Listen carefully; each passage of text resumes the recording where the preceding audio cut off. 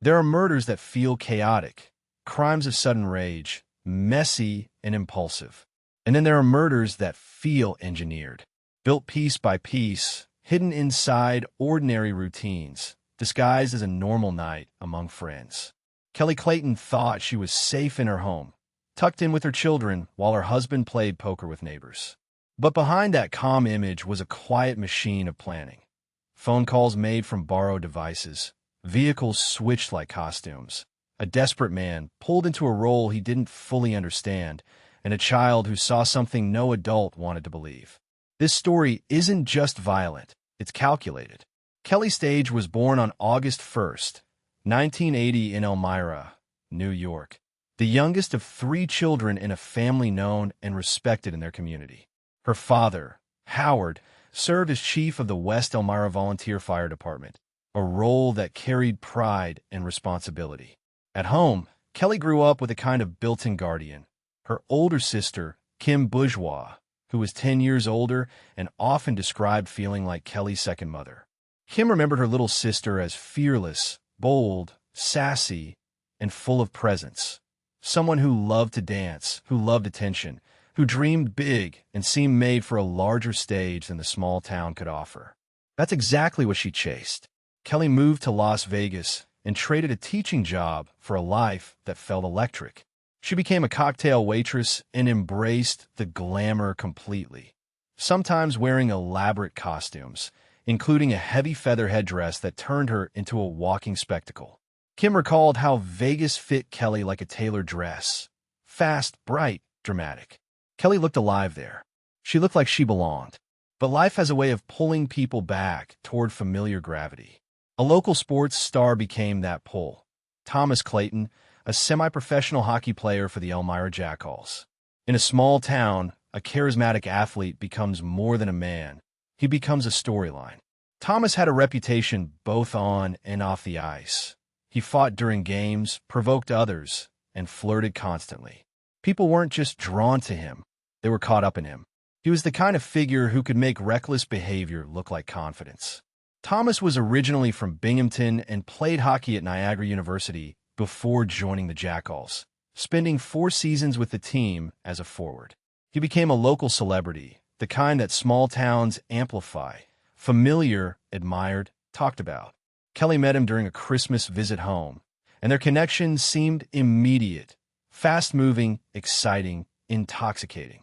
Despite whispers about his behavior and his history with women, Kelly made a choice that shocked people who knew her. She left the lights of Las Vegas to build a life with Thomas back in New York. Within a year, they were married. Kelly became Kelly Clayton, and together they settled in a small town where everyone could watch the shape of their marriage from the outside. They looked like a success story. The spirited woman who came home, the handsome athlete who settled down, the beginning of a family. After a hockey injury ended Thomas's playing career, he pivoted into business, owning a water and fire damage restoration franchise and later becoming a project manager at ServPro, owned by his close friend Brian Lang. Kelly worked as a waitress at the Woodhouse Stadium Grill in Corning, balancing work and motherhood. Their daughter Charlie was born in 2008, followed by their son Cullen a few years later. To outsiders, they were busy but normal. Yet underneath, something was rotting. Thomas developed a taste for gambling and carried large sums of cash openly, enough that the family kept safes in the home containing cash. He played high-stakes poker, lived around risk, and acted like money could always be replaced. The unease wasn't just financial, it was emotional. People close to them began noticing Thomas growing restless, detached, unhappy. Kelly remained anchored to family and routine, but Thomas drifted into affairs, into complaint, into resentment. He told other women that Kelly was lazy, that he wanted out, but that divorce would cost too much because she would take everything.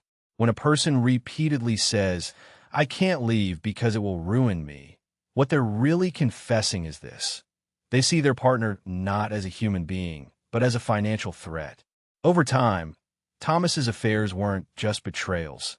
They became evidence of motive. He wasn't simply unhappy. He was building a parallel life, testing the freedom he craved while refusing to pay the price of ending his marriage legally. And then came a detail that, in hindsight, reads like a warning flare. He doubled Kelly's life insurance policy from $500,000 to $1 million roughly a year before her death. At the same time, Thomas cultivated another kind of control over employees. He kept certain workers indebted by offering loans, side jobs, and even vehicles, creating dependency. One employee, Michael Beard, became central to that web. Beard worked for Thomas's companies and later at ServPro. He knew the Clayton home well, had done work there, understood the layout, and had access that most outsiders never get. But Beard's life was unstable. Drinking, drug use, and theft complaints followed him. 12 days before Kelly's murder, Beard was fired from ServPro. Suddenly, he was desperate. No money, no license, no car, and unable to pay rent for an apartment he rented from Thomas. To the outside eye, Thomas seemed helpful, referring Beard to potential employers, buying him a bicycle to get around, staying in frequent phone contact. But the prosecution later framed it differently. Not help, but leverage. A desperate man becomes pliable. A desperate man becomes a tool. On September 28, 2015, Thomas performed what looked like a routine workplace move. He exchanged trucks with an employee earlier that day, supposedly to unload an ATV. Surveillance footage would later show that this vehicle exchange mattered, because vehicles are alibis, vehicles are footprints, vehicles are costumes. That night, Thomas went to his friend Greg Miller's house for a regular Monday poker game. It looked harmless. It looked predictable. It looked like an alibi you could wrap yourself in. Sometime before 11 p.m., Thomas asked Greg's wife, Linda, to borrow her phone to make a call. A casual act, until you learn the call, was to Michael Beard at around 10:50 p.m. In murder cases, timing is everything. In planned murders, signals are everything. That call was later treated like the go button being pressed. Beard left his home around 11:30 p.m. on his bicycle. Following the plan prosecutors outlined, he cycled to ServPro, picked up the maroon truck Thomas had positioned, then drove to pick up Mark Blanford, a friend who later claimed he thought this was a burglary job, not murder. And then, just after midnight, Beard entered the Clayton home using a key Thomas had given him. Inside that house were the most innocent witnesses imaginable. 2 children, 7-year-old Charlie and 3-year-old Cullen. Kelly was asleep. Beard moved upstairs and began the attack in the master bedroom, striking Kelly with a fiberglass maul handle. Kelly woke in a terror. She fought and fled. She ran toward her daughter's room, fell down the stairs, crashed into the wall on the landing, and pushed herself onward, into the dining room, into the kitchen. But Beard caught her, and there, in the heart of the home, he beat her again and again until her body could no longer resist. Charlie saw more than any child should ever see. She told investigators a man hit her mommy with a pipe thingy, and that her mother told her, "Run, Charlie, run." Even in the final seconds, Kelly was trying to save her child. When the sheriff asked Charlie how she knew it was a man, she said something that made adults go silent. His eyes looked just like Daddy's. Not proof, but a chill that settled over the investigation like fog. Thomas returned home after 12:30 a.m. and called 911, claiming he found Kelly in the kitchen in a pool of blood. He sounded shocked. He sounded distressed. But investigators didn't only listen to his words. They watched everything else. Demeanor, details, inconsistencies, what he emphasized, what he avoided, how he moved through the scene. The home showed no forced entry. Nothing seemed stolen. This wasn't a robbery. It was a targeted execution that moved through rooms like a storm chasing one person only. Within hours, Kelly's family arrived. Kim and her mother were wailing, vomiting, collapsing into grief, so raw it felt physical. And the community, once proud of the perfect family, was forced to look at a new reality. The police turned their eyes to Thomas, but he had witnesses at the poker game. A clean alibi. On paper, it looked safe. Then Linda Miller mentioned the phone. Thomas borrowing her cell phone around 90 minutes before the body was found suddenly mattered. Investigators pulled records and saw the call to Michael Beard. And not just that call. Frequent contact between Thomas and Beard in the days leading up to the murder. That frequency didn't match the story of a fired employee drifting away. It matched coordination. Beard was brought in for questioning. At first, he confessed. He said Thomas hired him to murder Kelly and burn the house to collect insurance money, offering $10,000. He described earlier conversations where Thomas hinted at a job that could mean jail. After Beard was fired and desperate, the plan allegedly snapped into place. Rent relief, cash, and a task. Then Beard recanted. He tried to reframe it. Thomas only hired him to burn the house, and Beard claimed he arrived to find Kelly already dead. But his new story collapsed under physical evidence. Beard's DNA was found on the fiberglass maul handle, the murder weapon. He also led police to where he discarded critical items: the weapon, bloody clothes, and keys Thomas had provided. Those clothes were recovered from a swampy area Nearn and Thomas had previously asked about, specifically asking whether it had surveillance cameras. That detail, small on its own, became monstrous in context. The case against Thomas became a picture painted with many strokes. Surveillance footage showing vehicle exchanges and movements, GPS data mapping trucks leaving and returning at suspicious times, phone records proving coordination, and testimony from women describing Thomas's affairs and his repeated lying. He wanted to leave, but couldn't because divorce would cost him everything. One woman even testified that she was only 15 at the time of the alleged affair, an ugly detail that reinforced not only infidelity, but pattern, boundary-breaking, entitlement, disregard. And then there was motive laid bare in its bluntness: freedom and money. Thomas had doubled Kelly's life insurance. He wanted out of his marriage without paying for it. The prosecution argued that murder for hire became the shortcut he chose, because in his mind, it was cheaper than divorce. Beard was tried first and convicted of first-degree murder, sentenced to life without parole. Then Thomas faced trial. After weeks of testimony and hours of deliberation, the jury found him guilty of first-degree murder. He was sentenced to life without parole. At sentencing, Thomas insisted he had nothing to do with Kelly's death. But the most haunting voice in the entire case wasn't an attorney's argument or a detective's conclusion. It was Charlie's. Her child handwriting turned into a verdict that needed no courtroom. She wrote, "I love my mom. I love my dad, but my dad is a coward because he made Michael Beard kill my mommy." There's a strange phenomenon in cases like this. The house becomes a ghost even while still standing. Every hallway becomes a timeline. Every stair becomes a memory. Every room becomes a place a child will avoid in her mind for the rest of her life. And the most frightening part isn't the violence alone. It's how normal the night looked from the outside. A poker game, a borrowed phone, a truck swapped like it meant nothing. These ordinary objects became the disguises of something monstrous. After Kelly's death, investigators didn't just follow evidence. They followed the shape of the story. The call from Linda's phone felt like a ritual bell, a signal sent under the cover of normal social life. It carried an almost eerie symbolism: a husband inside a friendly home, smiling, shuffling cards, laughing at jokes, while setting in motion the destruction of the family waiting for him at home. And then the scene inside the Clayton house, the movement of the attack, felt like more than violence. It felt like a chase through a domestic maze, as if Kelly's final moments were spent running through the life she had built. The bedroom where she slept, the hallway where her children's room stood, the stairs where family footsteps once echoed, the kitchen where meals were made. This wasn't just murder. It was an invasion of everything familiar. Charlie's statement about the intruder's eyes created a chilling fog around the case, because children don't filter their perceptions the way adults do. Adults reason, edit, reinterpret.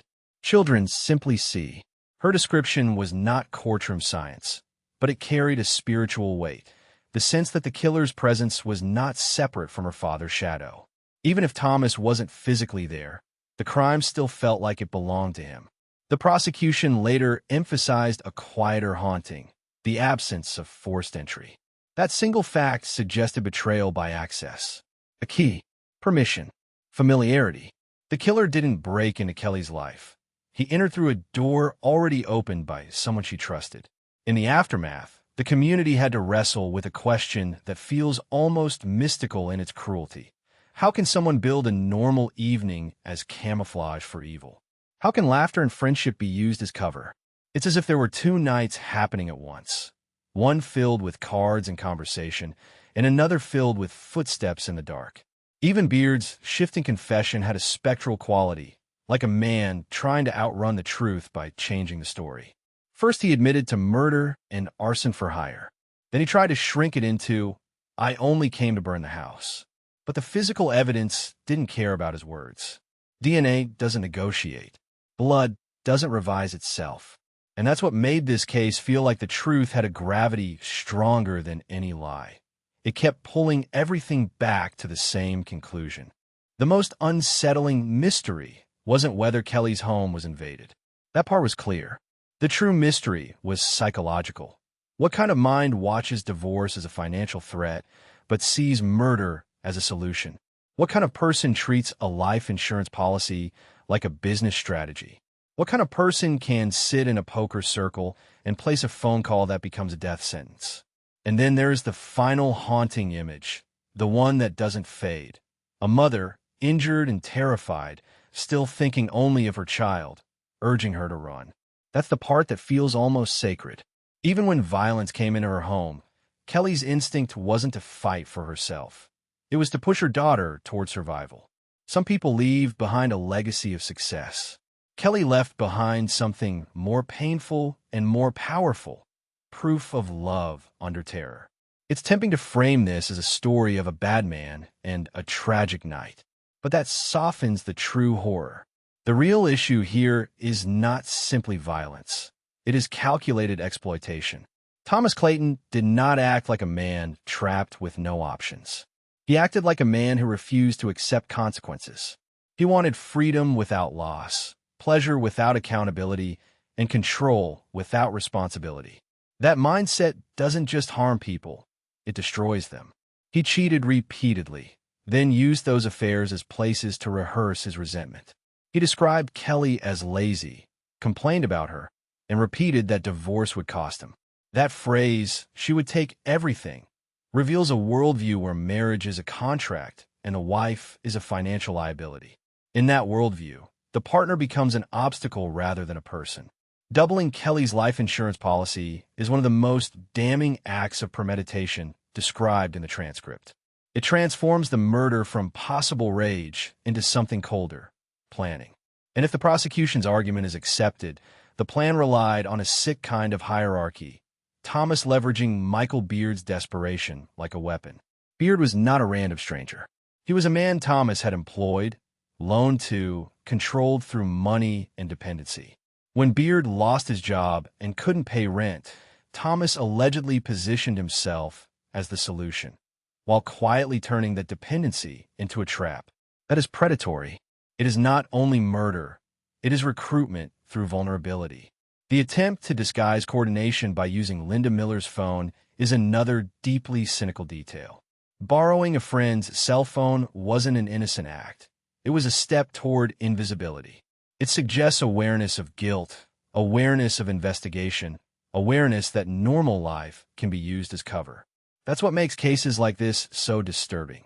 The murderer doesn't need darkness alone. He uses normality as camouflage. And the cost of that camouflage was not just Kelly's life. It was Charlie's childhood. The transcript makes it clear Charlie witnessed the attack. She heard her mother's voice begging her to run. She saw blood where a kitchen should have been safe. She then carried a memory into adulthood that no therapy can erase, that the intruder's eyes looked like her father's. When children become witnesses, the crime stretches beyond the victim. It becomes generational harm. Even if Thomas never lifted the weapon, the alleged orchestration placed his children in the blast zone of his choices. That is a cruelty that deserves condemnation, not because it is dramatic, but because it is irreversible. Thomas maintained his innocence at sentencing. Many convicted people do, but denial doesn't erase evidence, and it doesn't soften impact. The letter Charlie wrote, calling her father a coward for making another man kill her mother, captures the moral center of this case. It's not just that Kelly was killed. It's that someone attempted to outsource responsibility, to hide behind distance, to pretend that the hands that struck were the only guilty hands. And that is the final condemnation. When a person sees murder as a cheaper alternative to divorce, it reveals a broken moral compass where life has a dollar value and love is treated like property.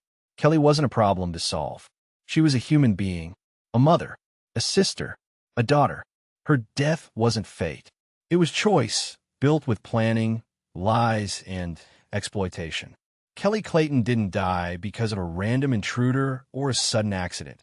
She died inside a plan dressed up as an ordinary night. A borrowed phone, a switch truck, a desperate employee, and a child's memory became the threads that exposed it. In the end, the truth didn't just convict a man. It revealed what he was willing to trade for freedom.